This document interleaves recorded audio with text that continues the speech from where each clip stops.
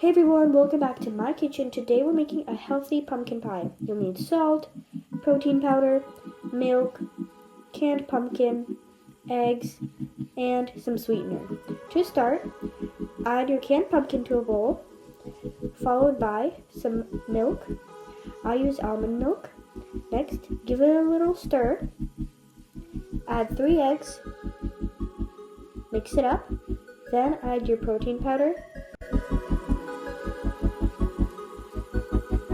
your sweetener, and a little bit of salt. Then mix it all up really nicely. If your mixture is really liquidy, add a couple tablespoons of coconut flour and mix it up. Then use some coconut oil or vegetable oil to grease a large pan.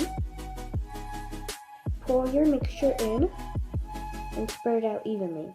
Then you're going to bake, let cool on the counter, and then refrigerate for 4 to 6 hours. And enjoy. This is the final result, everyone. Thanks for watching.